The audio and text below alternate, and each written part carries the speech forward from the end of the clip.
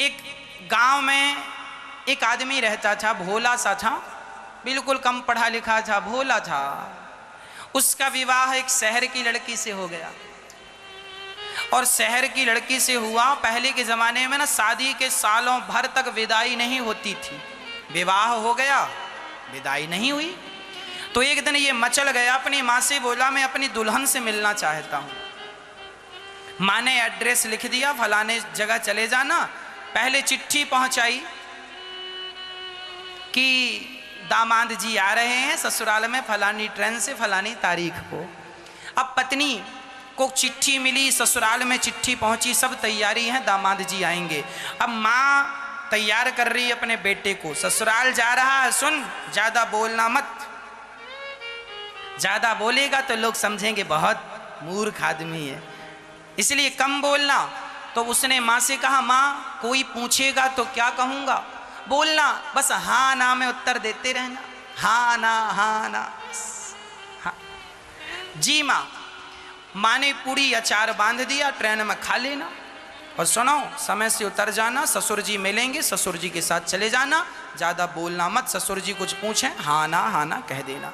माँ ने कहा था सिंपल बात करना, ज़्यादा ना बोलना, और पत्नी से ज़्यादा मिलना मत, ससुराल में लोग देखेंगे अच्छा नहीं लगेगा। हाँ, पत्नी तुम्हारी बड़ी समझदार है। ठीक है माँ। बेटा ट्रेन में बैठा, ससुराल पहुंचा, स्टेशन में उतरा, ससुर जी रिसीव करने आए थे। ससुर जी ने बैग लिया, बैग ससुर जी लेकर दामाद जी को लेकर चले। तो दामाद जी से ससुर जी प्रश्न कर रहे हैं, यात्रा अच्छी रही ना?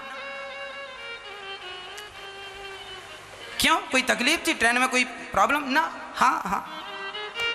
माँ ने यही कहा हाँ और ना में। अब बेचारे को ये भी नहीं पता कि हाँ कहाँ कहना और ना कहाँ कहना, बस माँ ने कहा तो हाँ और ना, तो जहाँ उसके ना आ जाए सो ना कह दे, जहाँ हाँ आ जाए तो हाँ कह दे।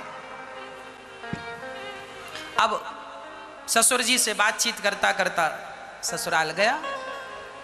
अच्छा, माँ ने ये भी कहा है कि नीचे ना बैठ जाना, ससुराल जा रहा, जरा ऊंची जगह पर बैठना।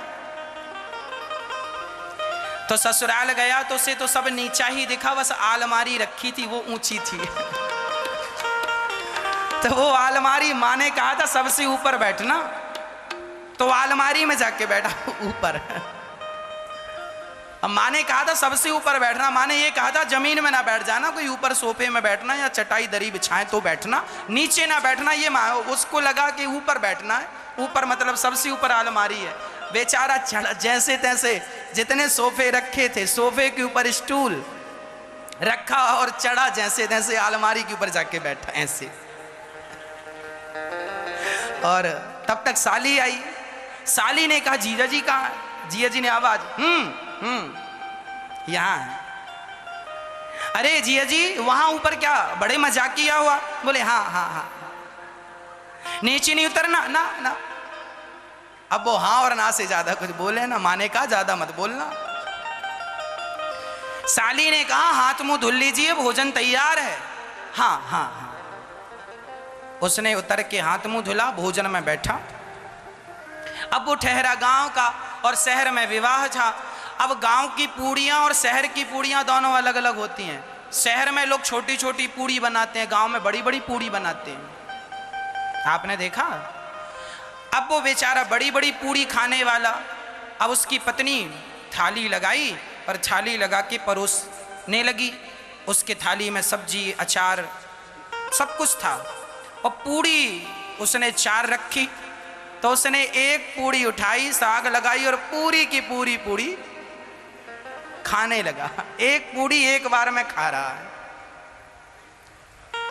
अब पत्नी ने दरवाजे से निकलकर इशारा किया, अब ससुर जी देखें तो वो कुछ बोले ना, साली देखे सो हंसे। अब पत्नी को लगा मेरे पति गलत कर रहे हैं या सबको हंसी आ रही है, तो इशारे से कहा उसको लगा एक नहीं दो दो कह रही है खाने को। उसने 2 पूड़ी उठाई, साग लगाई और जो खाया मुंह बड़ा ऐसे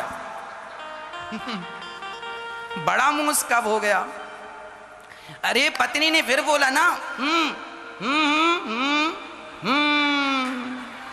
2 को 4 भागों में डिवाइड करो, 4 बार में खाओ। वो कह रही है, उसको लगा कह रही है पहली बार ससुराल आए हो, शायद यहाँ की रस्म होती हो कि 4 इकट्ठी खाना है।